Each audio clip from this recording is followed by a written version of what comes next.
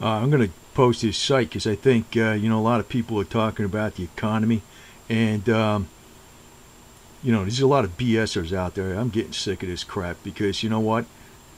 I could talk a big line up too about a lot of crap, and it doesn't really mean anything. I don't know the future. Okay. Um, as far as banks, now a lot of people are worried about banks. Okay, they're like, is your bank safe?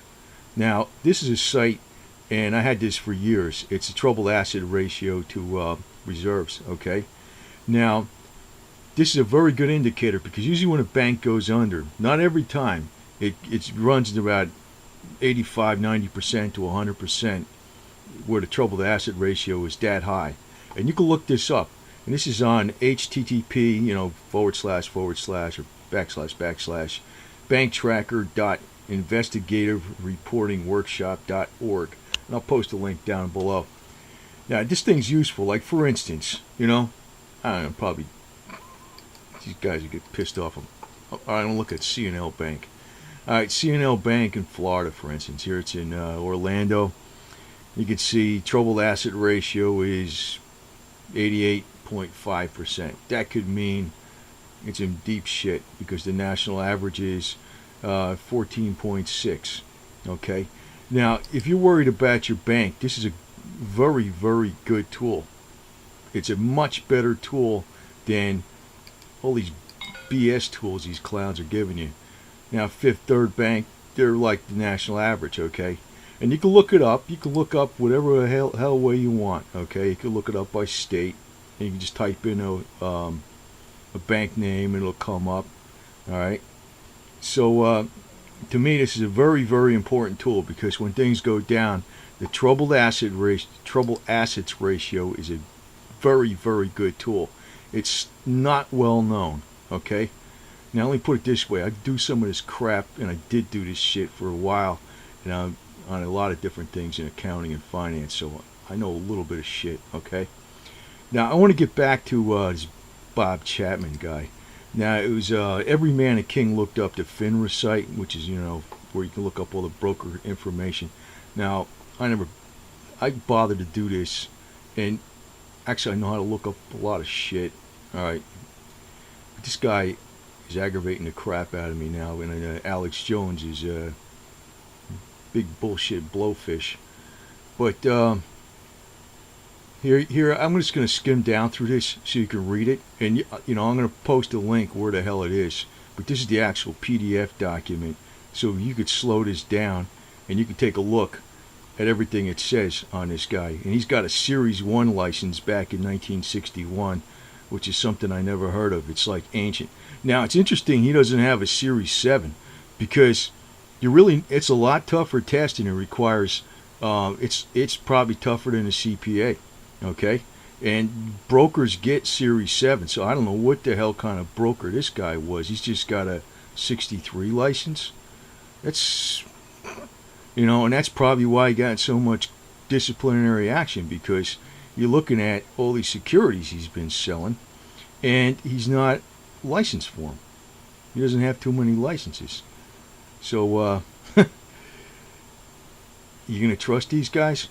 Anyway, I want to comment something on, about the silver going up to 50 then crashing down. This guy, Max Kaiser, says that the breaking point of the COMEX was 47 or something like that. I think the guy's accurate, and not because I trust Max Kaiser. It's because of the way they reacted. They reacted very shrewdly and viciously to knock that stuff down. You could say, no, they didn't. Okay, whatever. They planned that very well. Yeah, they need margin increases, but they figured that one out good. So I think next time it goes up to 50, it might get knocked down to maybe 39. I'm taking a guess. I think this year, this Lindsey Williams prediction about 75 silver, I think it's going to be 100 or maybe just crack 100. And I think it's going to be 400 in 2012. So that's my opinion. I'm looking at this curve, and it seems like it touches these points every once in a while. And that's what I'm really going by. Because there's a lot of valid arguments to the thing where there's not too much silver out there. And, what is China going to do with all its, U.S. dollars and all that, it's going to dump them, okay? And they're buying silver. They're buying freaking natural resources. And they're buying oil at these low prices. So, anyway, as far as this Chapman guy, you can see all this stuff. And this is right from the FINRA site. So, it was posted by, I got the link from Every Man a King. Now, I do know how to look up brokers and insurance people and all this other shit. But I think one angle that's really going to be a real big problem is the healthcare bill, because they snuck in a lot of bullshit on that regarding metals. And there's a lot of sneaky shit they can do. Even this crap with Greece, you people might not want to hear this, but Greece doesn't go along with this shit and they fight back, they're going to find a way to get them nuked. Knock out their freaking heritage and obliterate it like it's never been there. That's the kind of people there are. They will do that shit. I could tell you, I know a little bit more about the mentality than you think. Alright? So they'll do it. But just don't fucking worry about it anyway. I could talk a lot of shit about stuff I don't want to say, but there's a lot of shit that's out there. There's an underworld financial empire or whatever the hell you want to call it. It's real. Alright, I seen it. I don't want to pump up like I know. I didn't get a nickel off the fucking shit, alright? I didn't get nothing off of it. But it's real. And I know it's real. And it's not Italians.